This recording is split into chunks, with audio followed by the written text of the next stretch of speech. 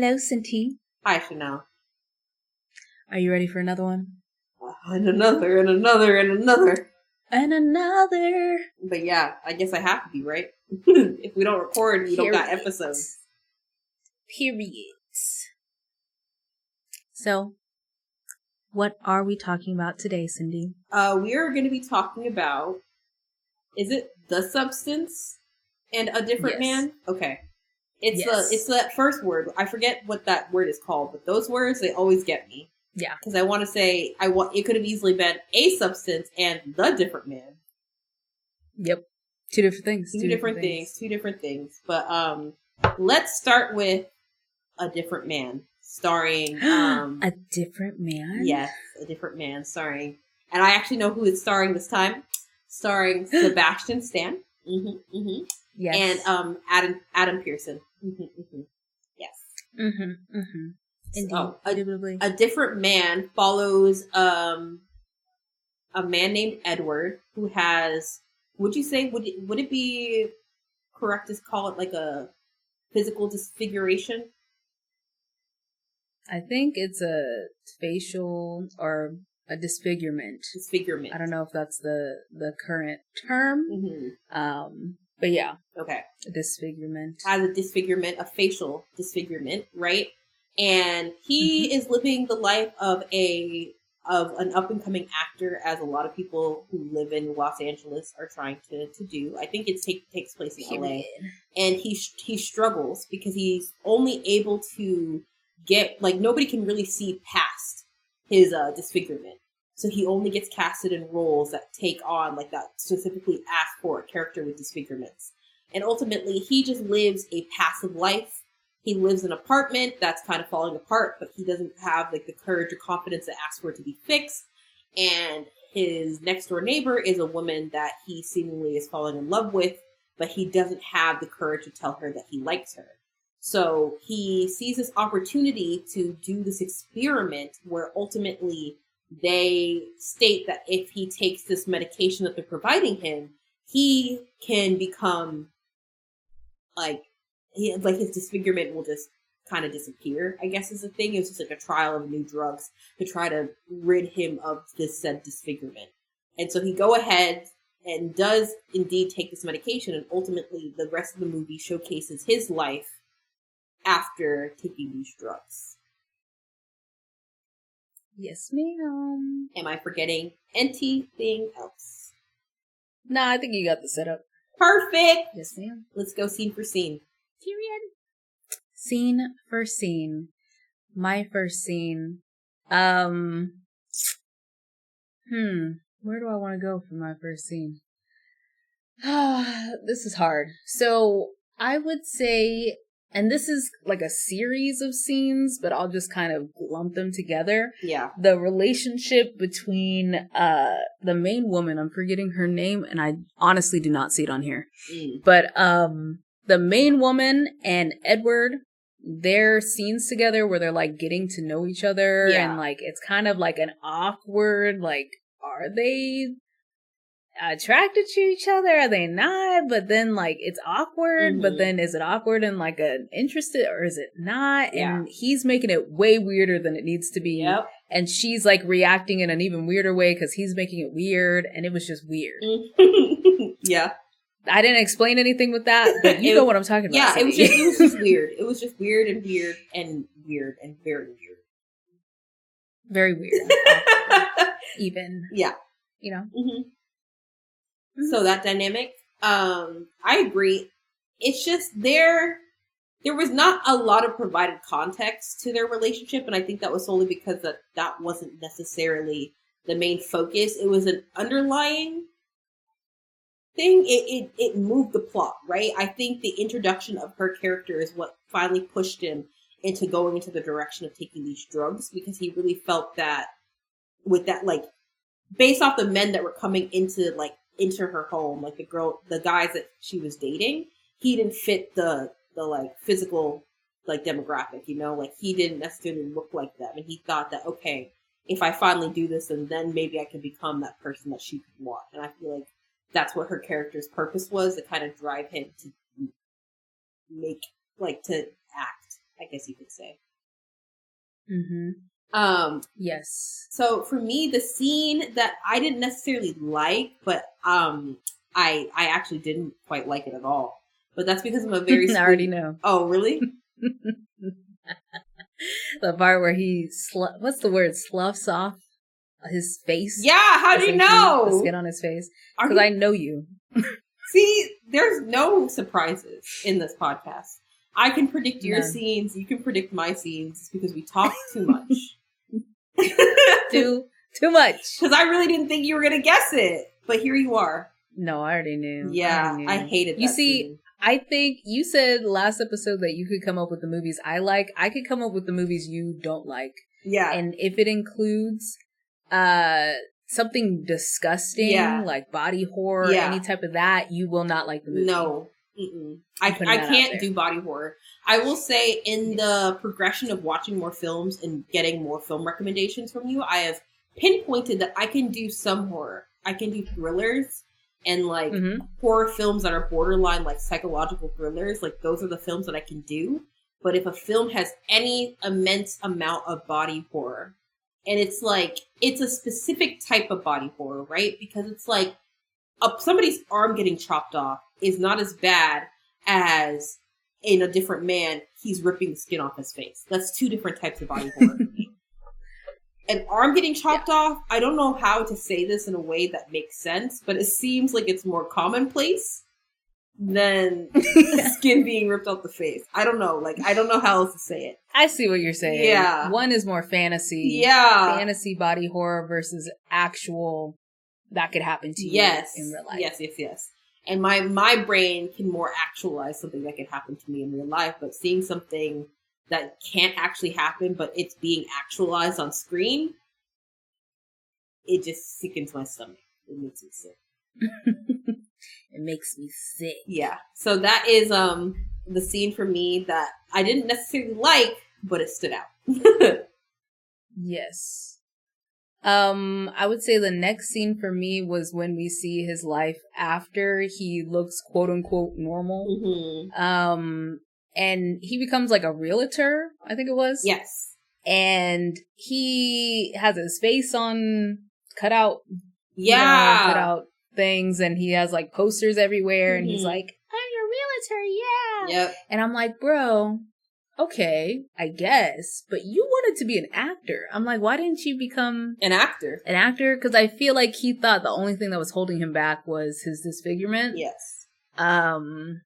But then after it was taken off of him, it's like his life didn't change. Yeah.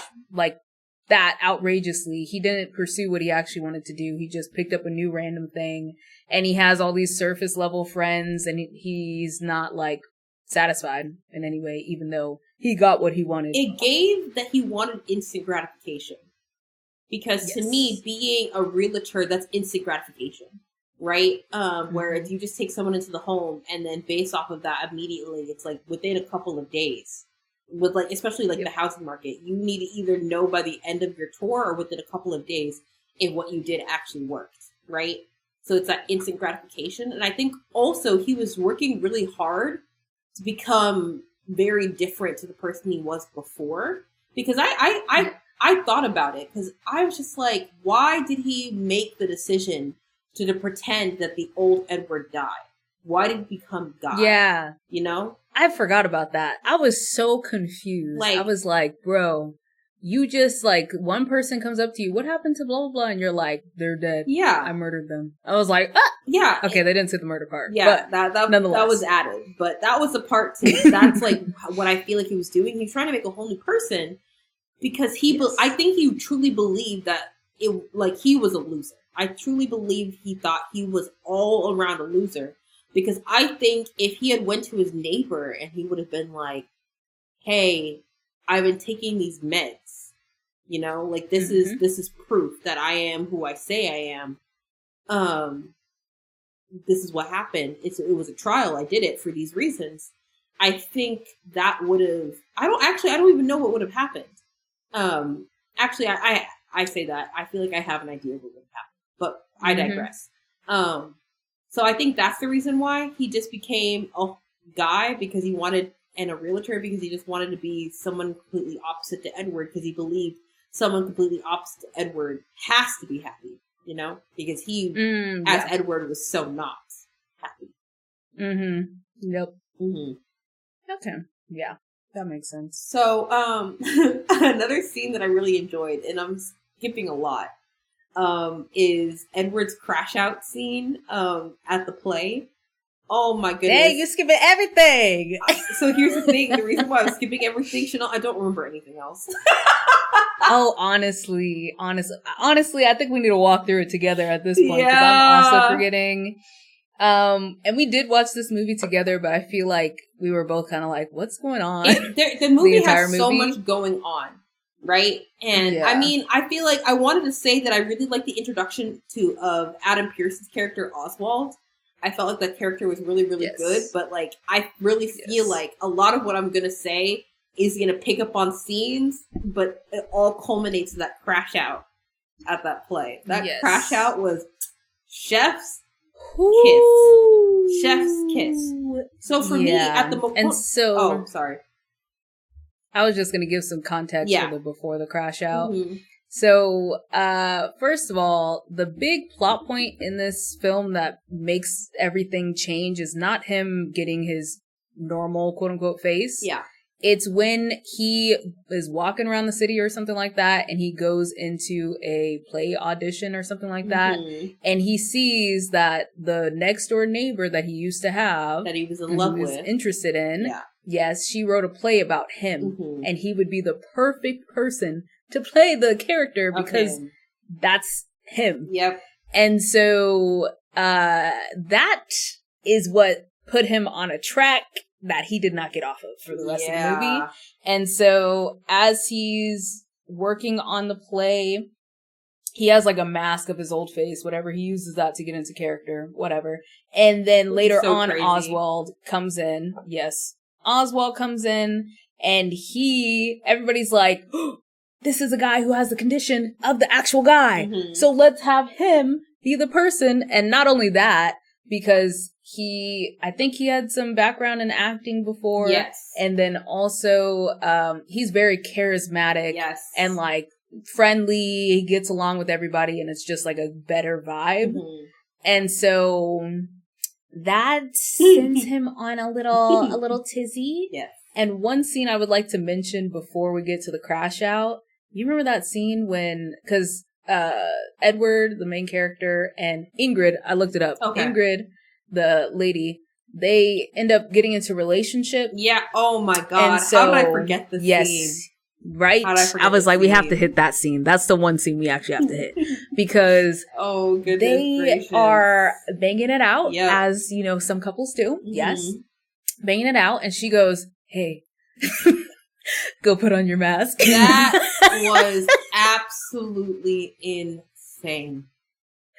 That was insane. And then the fact, because she was like directing him, like, do this and whatever, put on that mask. And then he's like committing. He's committing. I don't fault him for this. He's committing to the bit. And then she starts laughing. And it's like, ah! She's like, isn't this so weird? It's just so weird. Or whatever she said.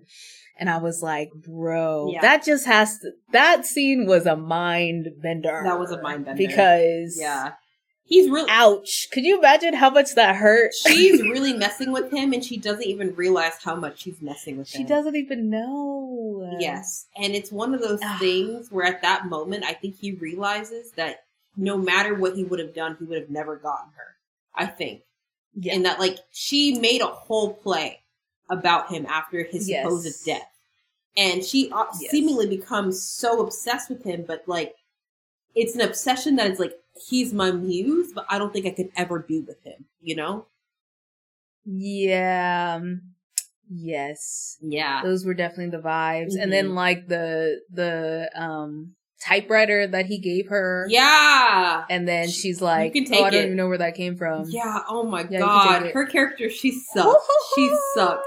She does suck. She sucks. But then let's get to the crash out, because then after the crash out, we have problems there too. Yeah. So the crash out, right? So ultimately, because Oswald, Adam Pearson's character, fits more of what they're looking for physically for the character of Edward in the movie, or in the play, excuse me. Yep. And then also his acting experience. They kind of tell Edward, the real Edward, who's now Guy, hey, you're wearing a mask. That's problematic. It's really problematic. And we're going to let you get away with it because we didn't think we could find somebody who looked like Edward, but now we have someone who looks like Edward who can act. So what we're going to do is we're going to cut your scenes down all the way to the end where you do not speak. You just show up and look pretty because that's what you're good at, is showing up looking pretty, which I think says so much because Edward was trying to be an actor. So it proves that he's not a good actor. Like, you're not even good enough to play yourself. Yes. And the irony that his one scene is it's supposed to be like a dream scene or something. Yeah. I think they were describing it as, where the Oswald turns into a guy and he's like, that's how she sees him now. Yes. He's beautiful. Yes. Her eyes. Oh, then that's so problematic too. So problematic and just so painful because it's like, I'm both of these people. Yep. What is going on? Yeah. Yeah, but Guy, he lost it a little bit. Yes, so I think he showed up in the middle of the performance because I think ultimately I think he got fully kicked out. I think they just took it all away and he literally had nothing to do with the play. He was doing too much. And then way too much. Well, no, I'm saying that like ultimately they decided to like uncast him in the role.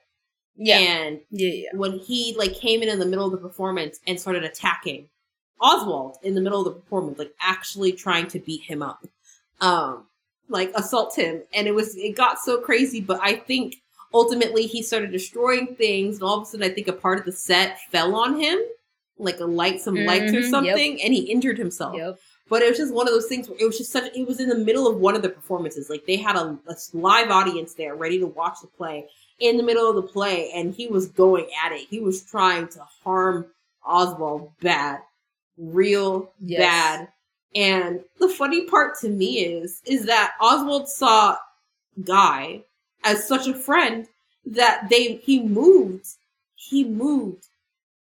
Oswald Oswald moved Edward into his apartment, but Oswald's apartment was actually Edward's old apartment. Yes. But, yeah. So funny. It's like, oh my God. Oswald became Edward. And ultimately, because of Edward's charisma, was living the life that Edward wanted pre-taking the medication to rid him of his disfigurement. Yep. Isn't that insane? The funny part is, it's like, Edward, you could have had this if you just would have been, like, nice to people. Yes. If you would have not, like, pitied yourself. Yes. If you would have just went out there and tried your best every day, made some friends, hang out with people and just be like, hey, this is me. You either like me or you don't. Kind of vibe.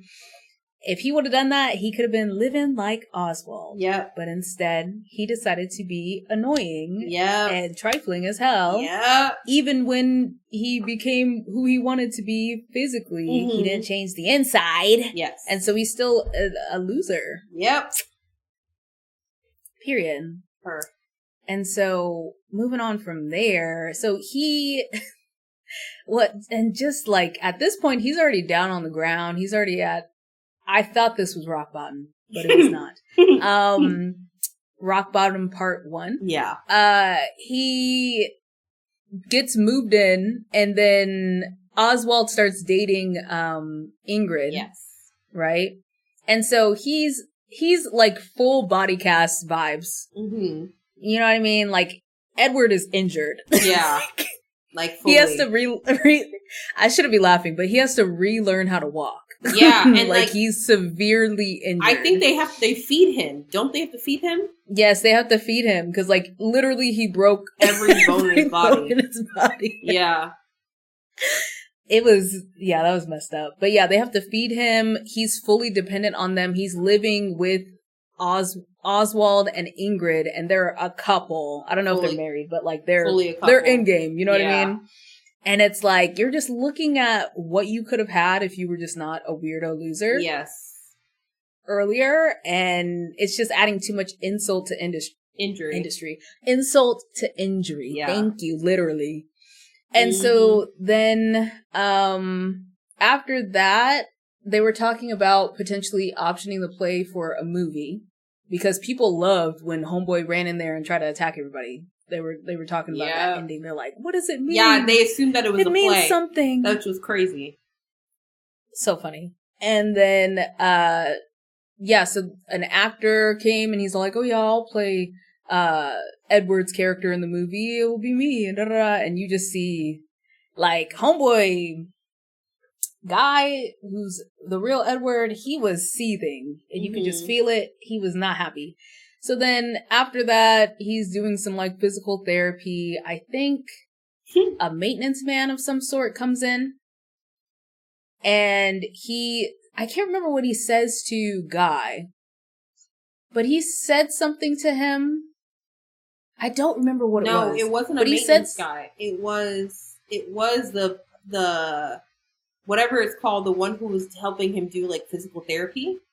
Oh, it was okay. It was a guy doing physical therapy, and he made a comment about how Ingrid is probably with Oswald for the money because how can someone like that ever love someone who looks like Oswald, right? And that set Edward off. Set him off. Crash out number 2. Yep, number 2. Yeah, he walked over, he limped over, and he stabbed that man to death. Yes, with the knife from the kitchen. Yeah, he stabbed him. Yes. And so... Which was so random, mind you. So out of left field. Out of the blue. Out of left field. We were like, huh? We were already confused. But after this, we were like, what is happening? Right. And I thought that was going to be the end of the movie, but it wasn't the end of the movie. And after that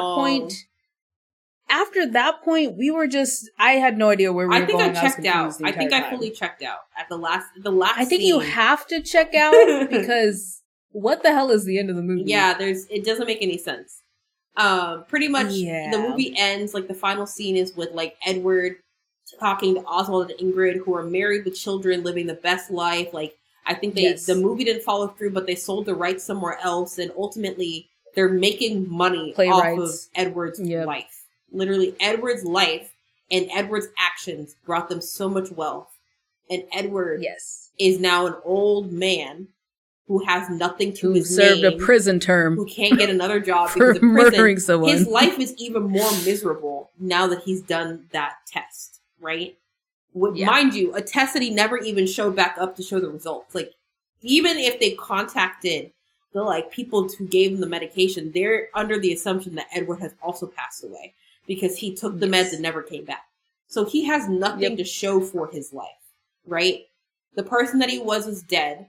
He ruined his career by going crazy for real estating, like when he was as a real estate agent, and he went to jail. Like he does not have a life to live anymore.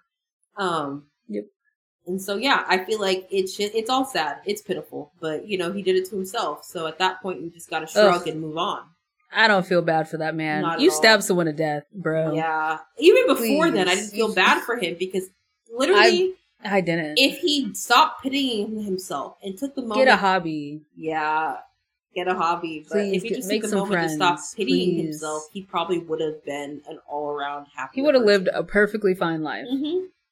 He might not have been the movie star that he wanted to and all that crap, but he would have lived a perfectly fine life. Agreed. But Karen. I don't think there's nothing much else to say. I really like Adam Pearson as an actor. I think I want to watch more of his work.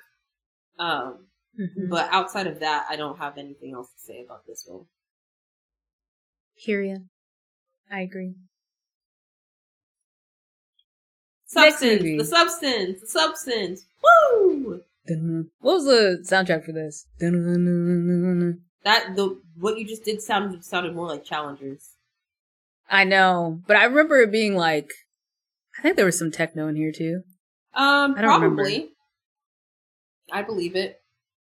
Control yourself. Yes. So that's all I got. The Substance, a film starring Demi Moore and Margaret Qualley, right? It tells the story of a woman who used to be the face of like video working out, like what is that? Just like workout videos? It's the straight to video, direct to video exercises. Thank you. Like there were so many of those. Yeah, direct to video Jane Fonda workout classes, right? And ultimately, she's Jane Fonda essentially. Okay, perfect. So Jane Fonda-esque, but Demi Moore. And ultimately, she on her 50th birthday, her network tells her that she's too old. She's washed up, but ultimately, all she has in her life is this. Like all her worth is attached to being the it girl, being beautiful, being youthful, and the fact that her network is telling her that she's too old, she's left with nothing. So at the doctor, she is she's like, woe is me, they're taking down her poster. She gets into an accident, and at the doctor's office, somebody the nurse says, I have something for you, and slips her a card for the substance. And ultimately, after going back and forth, she decides to take said substance, learn about the substance, take said substance, and when she wakes up after a very grotesque scene, she is now Margaret Qualley, a younger version of herself. More beautiful. Yeah. Air quotes version about more of beautiful, herself. You know what I mean? Because I personally believe both of them are exactly. gorgeous. Like, we'll get into it, but I believe the biggest L that this movie made is trying to convince me that Demi Moore is ugly and washed up at 50 years old. That to me was the biggest L. Girl. You see, this was the same thing in Babygirl when main character in that movie. Nicole Kidman? It was just on the tip of my tongue. Nicole Kidman, thank you. Nicole Kidman was like, homeboy was like, you're beautiful. And she was like, no, I'm ugly. I'm like, and you're like, girl, you have a 6-pack. You're lying to me. Get away from me. Get off my screen. You're like 60 and you have a 6-pack, girl. Get off my screen. Relax. I don't want to see you anymore. Jesus. Thank you. Goodbye. So yes, the biggest L and the most unrealistic part of this film is making me believe that people actually look at Demi Moore and think she's washed up. That woman is still gorgeous, and I digress. But anyway, yes, she becomes Sophie. Margaret Qualley is Sophie, and Sue. What's the name? And Margaret Sue. So, the main character is Elizabeth. Oh. That is Demi Moore, and then Margaret Qualley is Sue, who is the younger version. So, I would just like to say, I am not the one to go for names. I do not know names. I'm doing pretty well. I only know because it's right in front of my face. I'm getting actors. I can get actors, but the characters that they play, no. So, we have Sue and Elizabeth.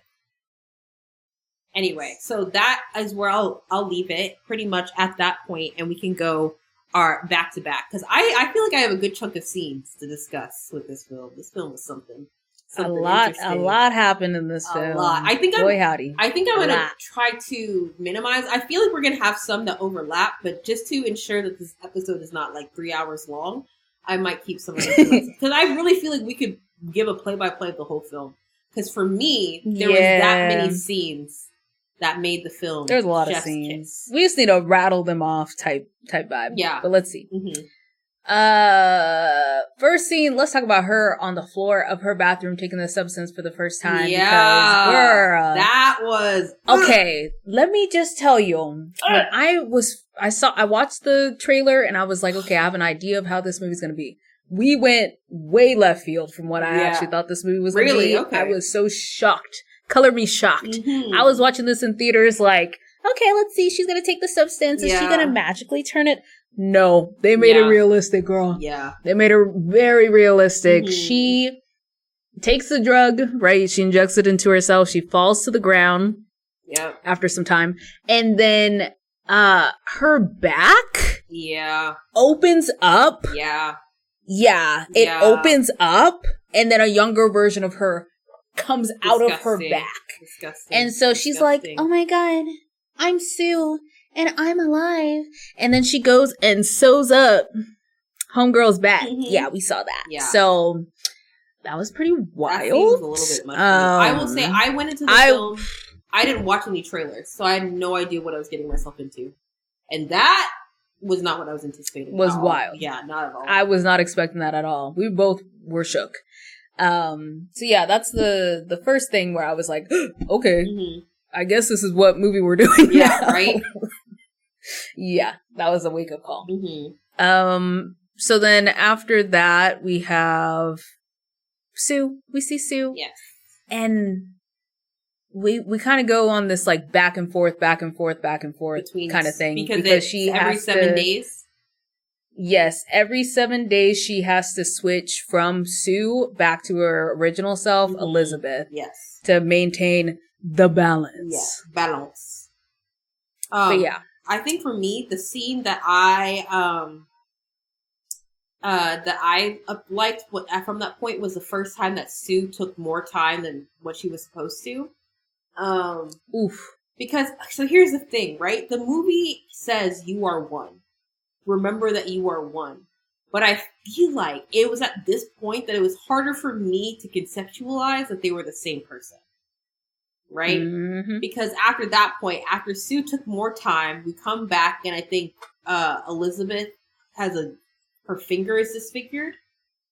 Yes. And then she starts, the people that she called, those people were so funny. The scientists being like, you are one. And she's like, yeah, so I think Sue took some more time. So she's like, not she, you. So yeah, I took a little bit, yes, you, type of thing. And so I would like to like go back so I can get my finger. And it was pretty much like what has been consumed cannot be restored. So it's like you have a finger disfigurement. And then at that point, that's when I think shit started hitting the fan at that point. Then. But to me, that first scene, when that happened, just the interaction with the substance people, the scientists or whatever, the black box company that made it, they were just hilarious. So that was a scene that I really enjoyed post Sue's birth. Yes. And also, just because you mentioned time, to keep this timely, there are many things that happen over and over and over again, but it just escalates. So one aspect that I mentioned was like the body horror aspect. So we have the first body horror when Sue is born, right? And then we have the body horror of Sue consuming too much, and it keeps eating away at Demi Moore's character. Okay. Yes. Oh my god. And so Demi Moore character, so bad. Okay, so hear me out, right?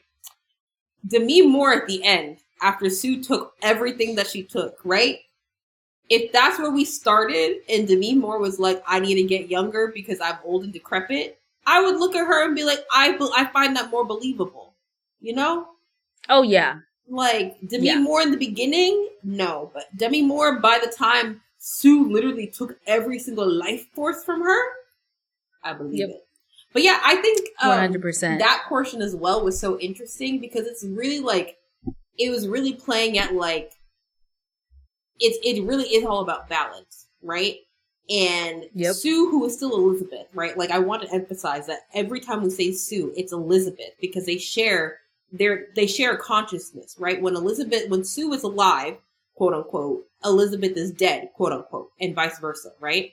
So it was when Sue ultimately decided that like she was tired of Elizabeth, like they were both doing things to each other, inherently being passively aggressive to each other, like showcasing the insecurity. And it was when Sue was ultimately like, you're not allowed to be awake. And so she was taking the life force out of Elizabeth's back for 3 full months until Elizabeth was wrung dry. And when she woke up, she was giving Gollum. Giving Gollum beyond Gollum. And that's the thing, because like I said, there's things that happen over and over again. So just to save us the time for scenes. So for her taking up more, it's like, okay, we started with a finger, and then I think it was her knee or something after that. Her leg. It just slowly got. Yeah. She became Gollum. Yeah. Let's make that very, very clear. She was Gollum. And then also the aspect of them. My precious. She was pretty much there. And so the aspect between them switching, every time Sue is like, you disgusting piece of garbage. Yeah. Why did you spend your week sitting on the couch and eating chicken wings. Yes. You stupid old person who's lazy, whatever. She was not having it with her. And then each time Elizabeth was like, Sue, you're taking my life force and you're taking my life. And I used to be this and now I'm this because of you. And so like that was the dynamic the whole time. Yes. Until we make it to the end. Right? Well, kind of the end, because there's another part after that. Yeah, but, that part, you take it, because I really believe we need to talk about that part. Whew. So we have the culmination. So we have Gollum, who's Elizabeth, and we have Sue. So Sue was, like Cindy said, hoarding the life force for like 3 months straight. Yeah, 3 full months. And then she ran out. Yes. And so she ran out. There was no more that she could tap. And by the way, whenever she's taking this life force, she's taking a needle into this woman's spine, like bottom of her spine, and taking out fluids and injecting it into herself. Yes. So she's like literally taking the life force from this woman. Yes. So then she ran out the day before she's supposed to host like this big New Year's Eve party.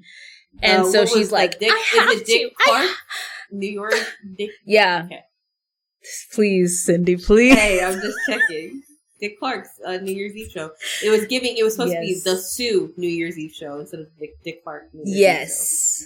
Yes. But it was, we'll get into that later. Yeah. Anyways, so then she calls the guy. Of course, the guy's rude to her. And just a side note on the phone calls. They have several phone calls in the movie with this same guy. First of all, that voice actor, you have a phenomenal voice. You truly. I just gotta say that. Do more stuff, it's phenomenal. Please. It's amazing. I need to hear more. Read an audiobook. I gotta look him up and see if he does an audiobook. Read an audiobook. Period. I listen. Period. He probably does. I'm gonna have to find it because his voice, luscious. Yes, truly. But so my favorite part about the phone calls, and we don't need to get into the specifics, but every single time, hello? This is Chanel. What's your code? What's your number? No, he didn't even say anything. Really? She was like 203. I thought he didn't say anything. Came in. I remember him not saying a thing because she was like, "Hey, this is Elizabeth." 205. Yes. I thought he said something, and then afterwards he was not having it. I really believe that that Sue is like, you are one.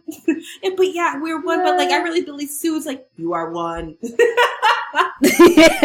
That crap was so funny. So those phone calls, A1. Whoever thought of that, hilarious. The best parts of the movie were those phone calls. Like, I look forward every time we had she was in that little corner of her house, sitting in that chair with that phone, talking to them, being like, I need a little bit of help. She's not respecting the balance. Yeah. So respect it. Yeah, literally. Like, respect the balance. He's like, but she's not, like, girl, it's you. You are not respecting the balance. Come on, girl. But yeah, so that goes, so we were at the ending scene, not the ending scene, before the ending scene. Yes. Before the last part of the movie. So, so Sue used up all the stuff. She calls the guy. Homeboy's not having it with her. He's like, girl, you gotta switch. I don't know what to tell you. And so she goes and switches because she can feel herself basically dying. Yes. So she goes to switch. She switches, and now Gollum wakes up, and they realize that they're Gollum, and she's pissed. Oh yes, rightfully so. Yes, I'd be pissed too. See, but here's the thing, though. But hopefully, I want to do that to myself. Not rightfully so, because she did it to herself. She did it to herself. So I'm like, you're pissed, but that's you, girl. Yeah, you did it to yourself. You did it to yourself. I don't know what to tell you, babe. Respect the balance. So then basically Gollum, I gotta stop calling her Gollum. Elizabeth. Yeah. Gollum. Was like, you know what? I've had enough. I'm killing Sue. Yep. Termination. Would you like to terminate your subscription? Yes, I would like to terminate my subscription. He's like, okay, cool. Okay, cool. So then she goes out. She's being all incognito, trying to be. Right, because she doesn't look anything remotely like she's a different person. Yeah. A different woman. Yeah. Different gremlin. Yeah. Yeah. So then she goes and gets the stuff to terminate, and she's looking at herself, and she like goes through, I think there's like 3 steps or something like that. She does the first, she does the second. Then the last one, she's like, goes to do it, does about half, and then she's like, I can't do this to her. Yeah, she stopped. No, not like, even like, I can't do this to her. She's like, oh my God. Like, it's more frantic. Like, she literally is like, her own life is flashing before her eyes. She's like, I can't give it up. Yeah. I can't give it up. And so while she did like half of it, Sue wakes up. Which was crazy. I didn't understand how that worked at all. I was shocked. I was also surprised. Talk about a side effect. Yep. Period. So Sue wakes up and she's like, she puts 2 and 2 together so quick. She looked at the package. She looked at this hoe and she said, I'm going to kill you right now. You're going to die. And she went into activate, kill all, cheerleader mode. It was like a switch was flipped. I was like, girl, why are you drop kicking this granny? Please. Yeah, and Elizabeth was running for her life. Yeah, homegirl started running. She tried to run to the bathroom. That was not a good idea because she got slammed every which way but loose. She was taking her head. Like, you guys don't even understand. If you have not seen this movie, you don't even understand. It was like WrestleMania WWE, 33, MMA, like everything. And like, it was giving like, is this dog fighting? Yeah. Like, oh my God, you guys are doing way too much. Right. Like, this is life or death right now. And it is. And so homegirl was taking her bald scalp and banging her face into the freaking sink, breaking the sink, drop kicking her, running after her, throwing her into a table. And so I gotta know, after that whole thing, I actually want to know if Demi Moore did her own stunts there, because we had a lot of close-up shots. We had a lot of shots of her face though. You see, but she was in makeup, so I wonder if they had like a body double type thing situation. So I don't know. Movie magic, I don't know. But yeah, so after all that hullabaloo, Sue kills Elizabeth. Right. And yeah, she's like, well, I guess it's time to go to my show. Right. And so she goes to host her New Year's Eve show, and she's not feeling too well. Right, because her life force is dead. Yeah, because Elizabeth was the Matrix, so you can't kill the original. There's no way that's going to work at all. Elizabeth's the original, so Sue, I'm sorry, you're not making it. Yep. So then, she's trying to keep it together, though. Her teeth are falling out. Oh, my goodness. She's falling apart. Like, her ear's falling off. You know what I mean? Like, just crazy stuff's happening. And so, long story short, she's trying to play coy, play cool. And then she's like, you know what? This isn't working. Let me run back home and take the substance again. Dun, dun, dun! And I was like, girl, there's no way you're taking this substance again. It literally explicitly states that you shouldn't. They literally say, she should have thrown it away. But she didn't. She didn't. Whatever. And so, yeah, Sue takes it again. And then we get the best character in the movie. Yeah. Eliza Sue. Which I've been trying to say since the very beginning. Yes. Period. Yeah. But yeah, we love Eliza Sue. So Sue splits up again, but she's not the Matrix. She's just a random person or like a offspring. And so the whole thing goes wrong. She multiplies too many times and she becomes like this crazy monster thing. Yeah. That whole thing was crazy. And so she, grotesque. Like, y'all, homegirl was looking like Gollum. Homegirl was looking like a cheerleader. Homegirl is looking like a monster from a different universe. It was giving, have you seen the Powerpuff Girls?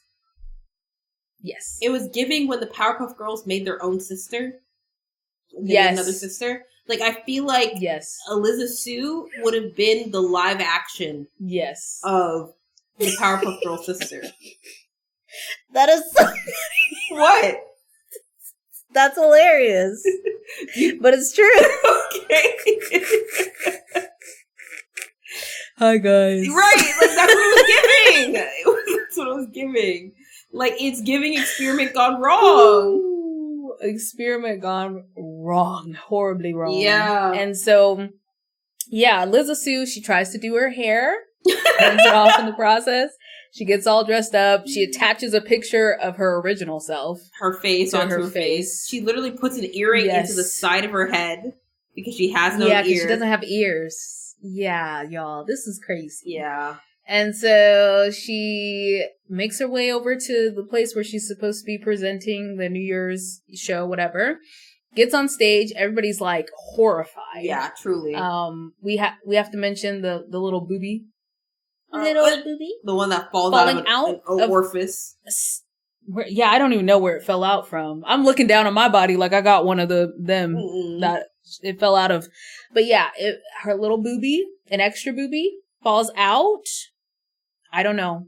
And then after that, long story short, it rains blood for a while. Yeah. It was giving Carrie. Mm-hmm. A lot of blood. Like, think how much blood you think it is and multiply that by like 20. at least 100. Oh, yeah. 20.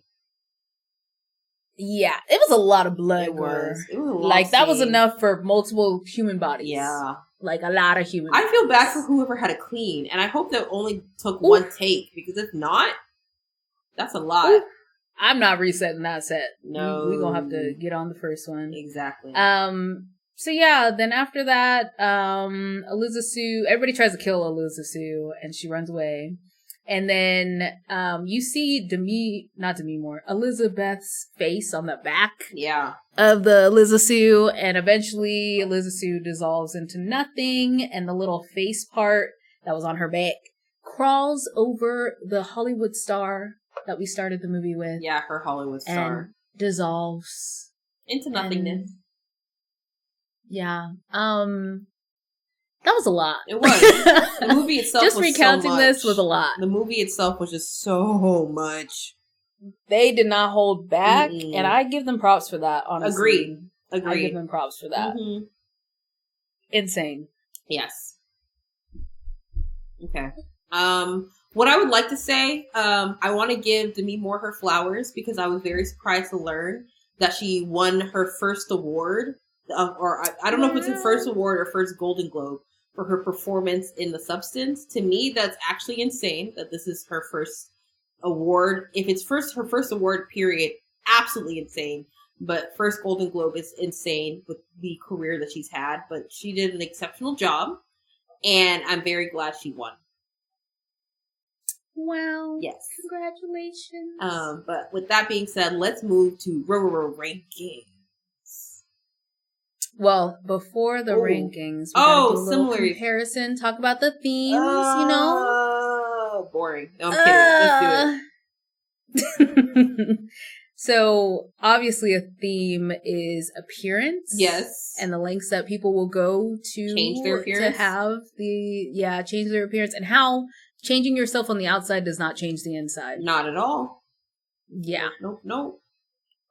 I think both of them were trying to achieve something that didn't need to be achieved, right? They ultimately wanted something more for their lives, and ultimately when they seemingly attained it, their lives didn't get any better. It got worse. And I feel like the moral for both of the movies, the characters of the movies, is if they did absolutely nothing, I think their lives would have turned out fine. Right? Oh, yeah. It would have been like better. It would have been. They would have just went to therapy. Yeah. They would have been fine. That's another thing. They both need therapy. Therapy. Yes. I feel like you could throw that, though. That should be like an overarching theme for every single film we talk about. Therapy. Yeah. Everyone needs therapy. God damn. Yeah. Another theme that's shared is body horror. Yeah, that's true. Lots of Period. it. Lots of it. Murder.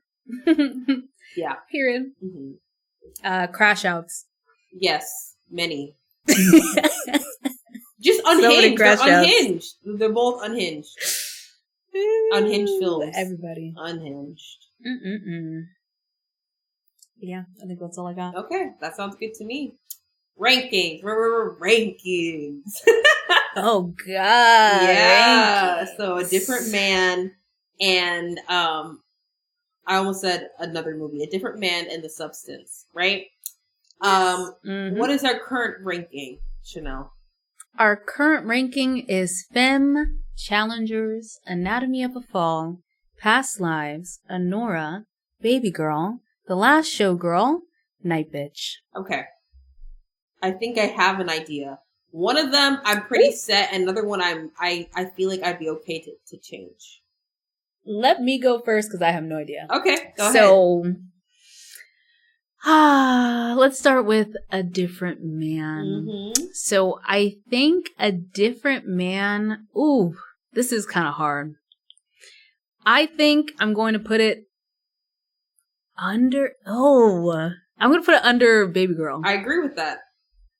Okay. Yes. A Different Man. Because it was, plot-wise, more entertaining than The Last Showgirl. Yes, 100%. And then the second movie, The Substance. Mm-hmm. This is still hard. This is the challenge part. Mm-hmm. You know what? Mm-hmm. Should I put it there? I think you should. I really think you should. Are you sure? I'm sure we should. We definitely should. Okay. Mm-hmm. She encouraged me, y'all. Mm-hmm. I'm gonna put The Substance above Anora. Yep! That's exactly where I put it. Wow! This is a guessing game. I feel like I already knew. This is the thing. Again, we talk so much that I knew. Because for me, I was like, A Different Man for sure has to go. When I was saying one of them is for sure, A Different Man had to go below Babygirl. There was no question about that. But I would have been willing to negotiate with you Anora versus The Substance on positioning. The only reason why I feel like The Substance should go above Anora is I remember when both movies came out, I think we saw it reversed. I think you saw Anora first and then The Substance, or something like that, and then I saw it the opposite. We had such much longer conversations about The Substance. Again, we talked about how they were both original ideas. We appreciated the use of like science and the incorporation of science into The Substance with the splitting of cells and whatnot. And it just felt like the movie Substance had so much more shock factor that we had a lot more to talk about, while we were like, Anora was a good concept, but it had a lull, right? But that's the reason why I feel like The Substance should go above Anora, just because it was much more dynamic. It had more oomph. It had more oomph. More oomph. 100%. But again, we're at the stage where we still haven't argued at all. And I feel like we also can guess. Like, we're thinking pretty much exactly the same on these rankings. Like, pretty much spot on. We're locked in. We are locked in. Telepathy. Yes. Telepathy. Beautiful. Period. But yeah. Wow. Another movie episode is done. Woo! How are you feeling, Chanel? Any fatigue as of yet? I'm feeling solid as a rock. Beautiful. And I'm glad we got our song in this episode. Thank you, everyone, for coming. That's where we, bring down the curtain and the show is over. Yep, exactly. Woo! But yes, until the next movie episode. Ain't that right, Chanel? Yes, ma'am. Okie dokie. Goodbye. Bye.